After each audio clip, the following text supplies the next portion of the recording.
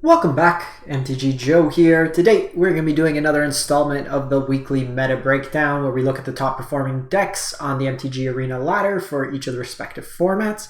This particular video is for Historic Best of 1. If you're looking for Best of 3 Historic, Standard Best of 1, Explorer, any of those formats, there's separate videos each week for each of those. You can check it out in the playlist and kind of go from there. And what we try to do here, for those of you who are new, is look at the top performing decks and not just doing it in the sense of this deck is busted, 100% streamer cracks it.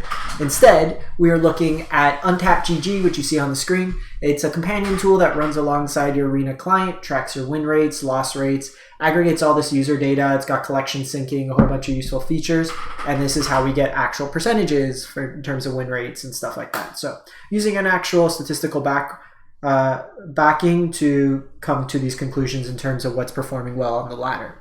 Untapped is free to use pretty much a bulk of their functionality. The link is in the video description below. I'll also paste these deck lists in the video description. If you do want to copy and paste these instead of having to type in each name individually, they'll be in the video description.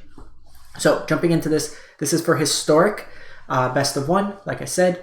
I haven't done Historic in a couple weeks, so I'm actually going to do a bigger kind of catch-up episode. So this is going to be June 2nd to the 26th, so pretty much all of June thus far, Platinum to Mythic rank, 110,000 games played.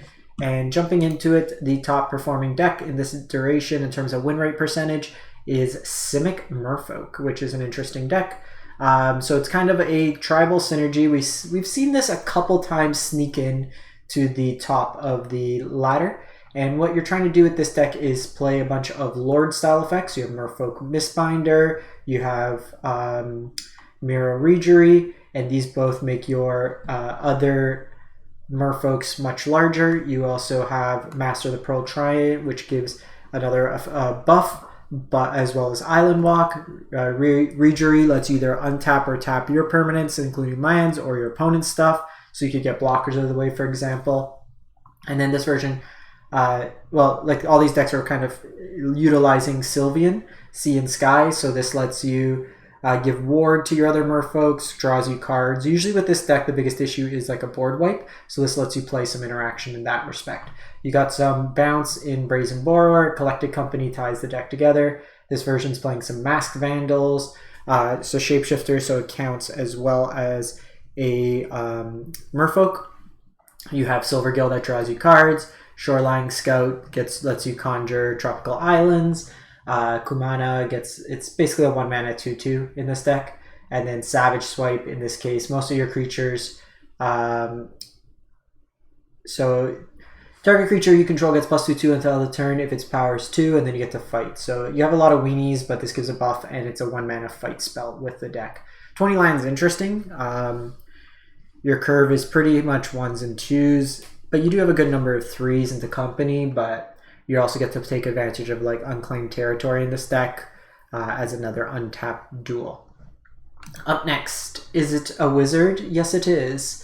65% Izzet Wizards. And this is built around like the buffed Symmetry Sage being a 1-mana 0/3 instead of 0/2. Survives stuff like Stomp, for example, or Shock. And this card here lets you change the base power of target creature to 3 whenever you cast an instant or sorcery. This pairs really nicely with stuff like Dreadhorde Arcanist that lets you flash back bigger spells from your graveyard. Also how it works with Prowess. So if you have something like Soul-Scar Mage, the base power, Prowess goes on top of that. So Soul-Scar Mage would have a base power of 3, and then each Prowess trigger would add on to that 3. So you have some wizards in Symmetry Sage, Dreadhorde Arcanist, Harmonic Prodigy, which doubles Prowess triggers, Soul-Scar Mage, and then you're just looking to throw spells at your opponent. Reckless Charge buffs up your team or your creature, gives it haste till end of turn. You got some interaction in terms of burn spells. You got like Static Discharge, Wizard's Lightning, Play with Fire. You have Spell Pierce kind of mixed into there, and this deck's like really low on lands, 18, but just trying to really go linear and kind of combo kill your opponent at times with like extra cast triggers, extra prowess, stuff like that. So that is Izzet Wizards. We have Azoreous Auras. So this deck is at 64%. Oops, I just spilled coffee on the keyboard. So Auras is a deck that's looking to strap on Aura style effects to one of your Enchantress style creatures. So you have Core Spirit Dancer that draws you cards, you have Light Paws that lets you tutor for specific auras, and then you have Shram, Senior Edificer, that also lets you draw cards. So this one's just kind of like a weaker Core Spirit Dancer. Spirit Dancer also gets a +2/2 buff for each aura attached to it. So you're going to put on stuff like Flying, First Strike, draw cards, and Curious Possession and Curiosity, Sentinel's Eyes for Vigilance, Lifelink draw cards, all that glitters, huge buffs. And then you also have protection in the form of Selfless Savior, card draw, kind of taxing effects in Esper Sentinel as well. Interesting with this version, we sometimes see in these decks they'll play one of like either Security Bypass or Aether Tunnel, something to give them blockable that can be tutored with Light Paws. This version's not running that. And usually, like, you'll see their versions on Light Paws or versions that are on the 2-mana Drake, the one with flying built into it. You sometimes also see Hushbringer in these style of decks. Up next, Mono Red Agro, my favorite deck in Historic.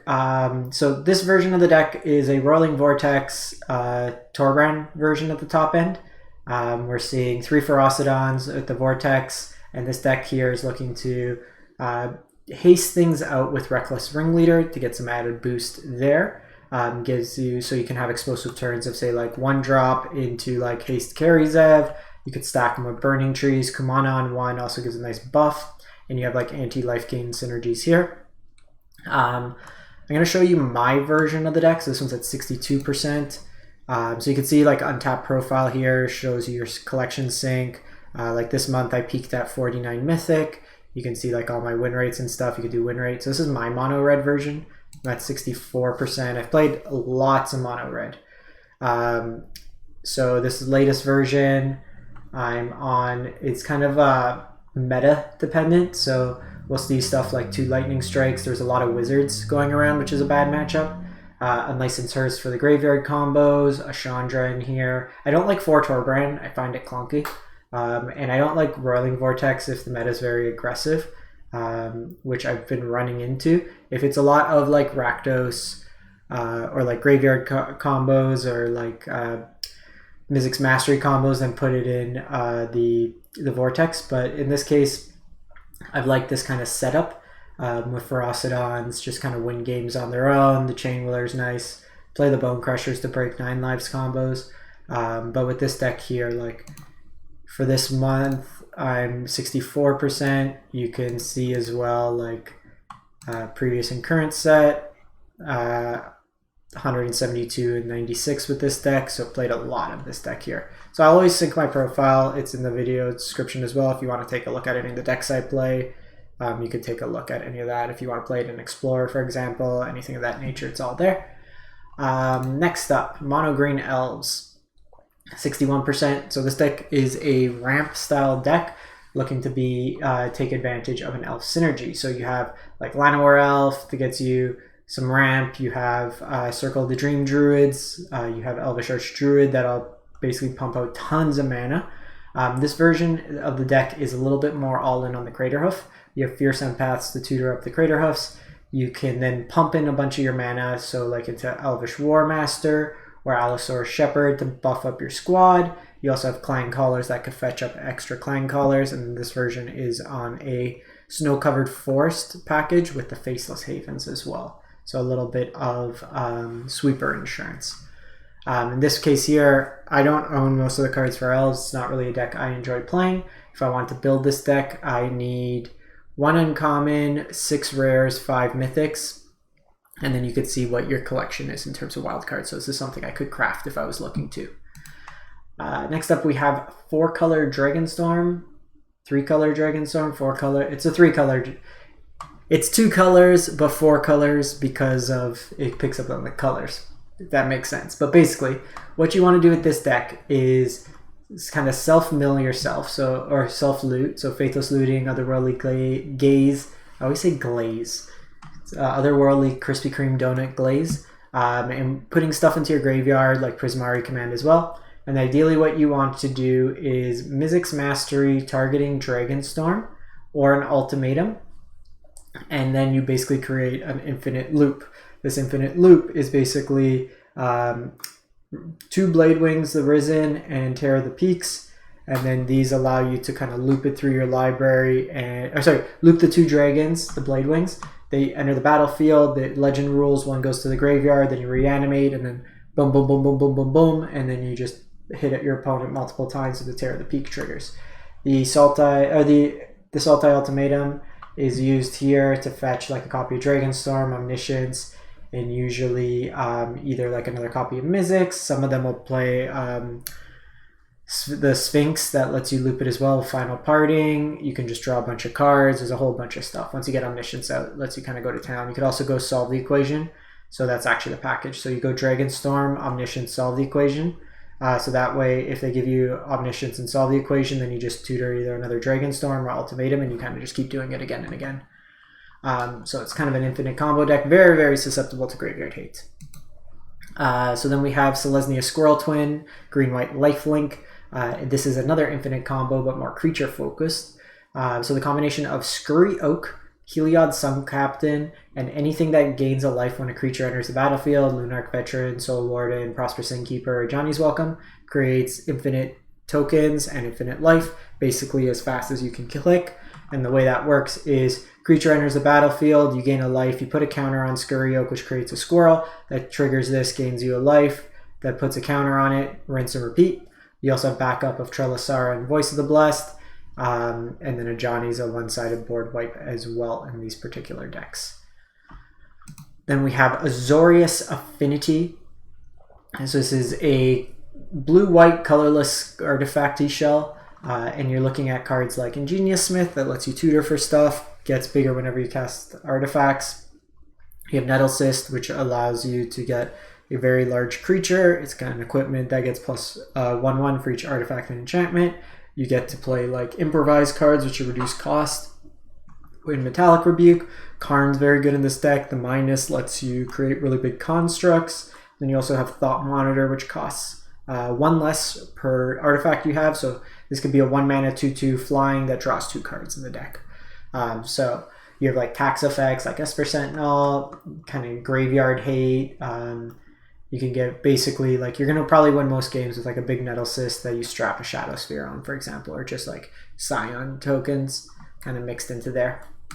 Then we have Izzet a Phoenix. This is 57%, and really what this deck is still has the graveyard focus with it in the terms of like your Arc-like Phoenixes, Ox of Agonas, but it's giving you more options now in terms of beating graveyard hate. Ledger Shredder, you're naturally casting 2 spells, so it lets you connive, throw more cards into the graveyard. You have the Delirium package, fueled by Dragon Rage Chandler, but you're also playing some Symmetry Sages in there as well. That just gives you all that added value.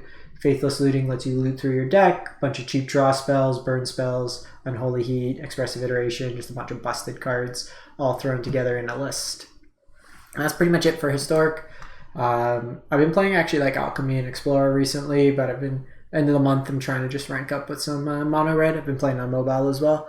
I'm just trying to get into the top 1200 because I haven't been playing too much. You could also see like I've been doing the constructed events, so like in Alchemy I have an 83% win rate in best of 1.